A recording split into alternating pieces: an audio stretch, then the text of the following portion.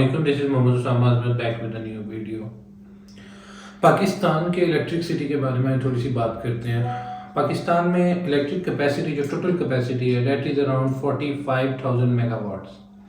और अभी तक की अगर हम तमाम मीन्स को यूज़ करके प्रोड्यूस कर रहे हैं, जो आज तक की इलेक्ट्रिसिटी हम प्रोड्यूस कर रहे हैं वो है अराउंड 36,000 मेगावाट्स, जो आज तक प्रोड्यूस की जा चुकी है या की जा सकती है ईजीली।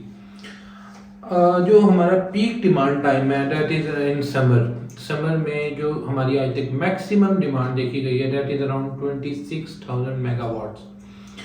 अब आपके जहन में ये क्वेश्चन होगा कि अगर हमारी इतनी ज़्यादा डेवलपमेंट कैपेसिटी है, प्रोडक्शन कैपेसिटी है इलेक्ट्रिसिटी की, और इतनी ज़्यादा हम प्रोड्यूस कर सकते हैं या कर भी रहे हैं, तो उसके बावजूद ये लोड शेडिंग क्यों है या ब्लैकआउट्स क्यों होते हैं जो अक्सर हम देखते हैं। तो इसके लिए हमें थोड़ा सा पाकिस्तान के इलेक्ट्रिक इकोनॉमिक्स को समझना पड़ेगा। ये बात शुरू हुई 1980s में, जब हमारी प्रोडक्शन अराउंड 10.16 बिलियन किलोवाट्स थी।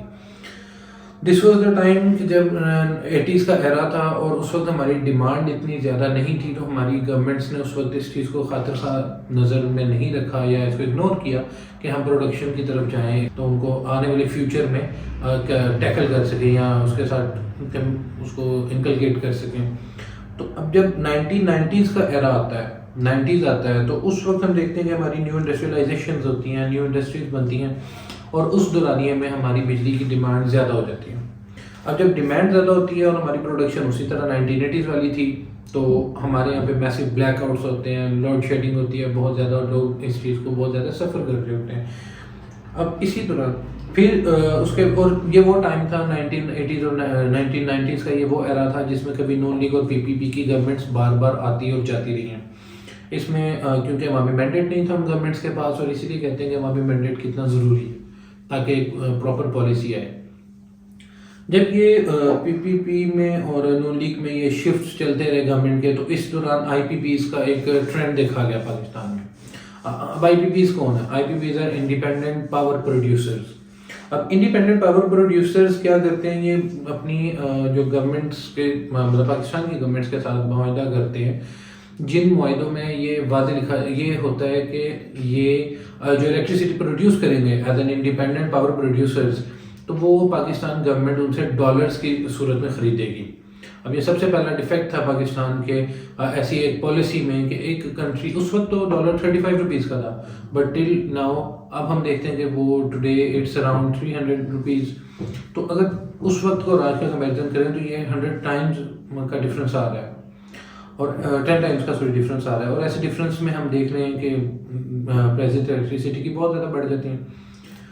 फिर सेकंड उसमें एक डिफेक्ट रखा जाता है या डिफेक्ट फील किया जाता है, वो ये है कि उस वक्त जो हमारी आईपीपीज हैं उनके साथ एक ये भी मुआहदा होता है कि टेक और पे। अब टेक और पे का मुआहदा क्या है कि अगर आया पाकिस्तान जो है आईपीपी जो जितनी इलेक्ट्रिसिटी प्रोड्यूस करते हैं, पाकिस्तानी गवर्नमेंट उसको खरीदती है या नहीं खरीदती, या वो बेचते हैं या वो नहीं बेचते जो आईपीपीज हैं, तो स्टिल पाकिस्तानी गवर्नमेंट उनको पे करेगी। अब होना तो यूँ चाहिए था कि फ्री एंड फेयर मार्केट होती, जितना सप्लाई होती उतनी डिमांड के हिसाब से उसको परचेज किया जाता, या जितनी डिमांड थी उसके हिसाब से सप्लाई प्रोड्यूस करवाई जाती और जस्ट उनके पे करने पड़ते। बट ये हमारी गवर्नमेंट की नेग्लिजेंस थी कि उन्होंने इस चीज़ को इस तरह से इस तरह से लेकर चलना बेहतर समझा कि वो आया बनाए या ना बनाए, पाकिस्तानी गवर्नमेंट वो बिजली खरीदे या ना खरीदे, हम उनसे पे करेंगे। इसी की वजह से आज ऑलमोस्ट 70 रुपीज़ का एक हमारा जो हाउस होल्ड यूनिट है वो ऑलमोस्ट 70 रुपीज़ का है। अब इससे नुकसान ही होता रहा है कि जो जैसी कोई गवर्नमेंट आती है या जैसी कोई बिजली का डिफेक्ट आता है, तो हमारी प्राइसेस बढ़ाई जाती हैं हर गवर्नमेंट में, हर टेन्योर में, हर ईयर में एनुअली। और जब बढ़ती है उसके पीछे रीज़न होता है कि एक डॉलराइज्ड जो है हमारी आईपीपी से इलेक्ट्रिसिटी, सेकंड है टेक और पे का पॉलिसी। फिर थर्ड उसमें डिफेक्ट था कि जो आईपीपीज जितने भी उस वक्त ये कारखाने लगा रहे थे बिजली के, ये ज़्यादातर फर्नेस ऑयल बेस्ड थे, जिसकी वजह से एक तीसरा डिफेक्ट ये हुआ कि जैसे पेट्रोलियम की प्राइसेस फ्लक्चुएट करती हैं तो ये आईपीपीज को असरअंदाज करती हैं, और इसकी वजह से पाकिस्तान में बिजली को भी बहुत ज़्यादा इफेक्ट होता है। अब इस टेन्योर में 90s से लेके 2000 में ये मुशर्रफ एरा भी आ जाता है, और ये शिफ्ट चलती रही पॉलिटिक्स में, तो जिसकी वजह से हमारी गवर्नमेंट्स ने डैम्स पे और हाइड्रो और या रीन्यूएबल रिसोर्सेज के साथ जो इलेक्ट्रिसिटी उस पर फोकस नहीं किया। जब ये 2013 आती है तो मियां नवाज शरीफ साहब की गवर्नमेंट आती है और सी पैक में बहुत ज़्यादा प्रोग्रेस आती है। तो सी पैक के बल्कि सी पैक स्टार्ट होता है बस से, तो सी पैक जब स्टार्ट होता है तब उसके तहत भी जो हमारे यहाँ पे फौरी तौर पे फंड्स लगाई जाती हैं या फौरी तौर पर वो कारखाने लगाए जाते हैं बिजली के, उनके साथ भी यही वाला फार्मूला या यही वाला मुआहदा दोबारा से चलाया जाता है। इसका नुकसान ये होगा कि डॉलर बिजली का यूनिट आज भी तकरीबन 70 रुपये का।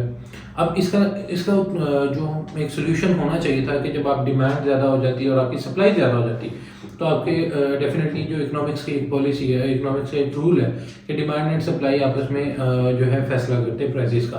तो अगर सप्लाई ज़्यादा हो जाती है, जितनी हमें पता है कि 26,000 हमारी डिमांड है और सप्लाई हमारे पास 36,000 की कैपेसिटी की है, तो लेकिन हमारी डिमांड डे बाई डे कम होती जा रही है। इसके पीछे रीज़न है कि जैसे जैसे यूनिट महंगा होता है हमारी आवाम उसको कोशिश करती है कम से कम यूनिट्स यूज़ करने की, और सेकेंडरी जो सोर्सेज हैं लाइक सोलर पैनल्स हैं उस पर शिफ्ट करते हैं।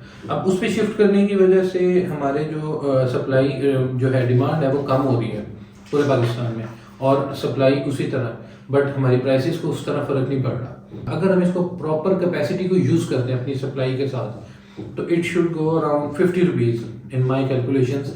कि अगर हम सारी कैपेसिटी को डिमांड के साथ इनकलकेट कर लेते हैं तो ये ज़्यादा प्रोडक्शन की वजह से ऑलमोस्ट 50 रुपीज़ के करीब एक यूनिट आ जाएगा, बट ये ऐसा हो नहीं रहा और देखेंगे कब ऐसा होगा।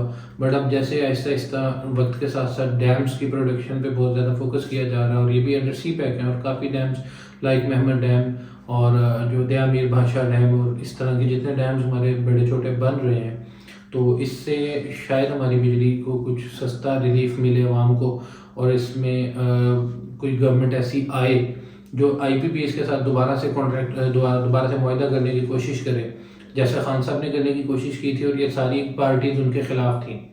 तो अगर इस तरह की कोई और गवर्नमेंट आती है और आके अवामी मैंडेट के साथ आके इन चीज़ों पे फोकस करती है तो शायद पाकिस्तान में बिजली का यूनिट सस्ता हो और आम आवाम भी उस चीज़ का फ़ायदा उठा सके। इसी के साथ मियां उसामा साइनिंग ऑफ।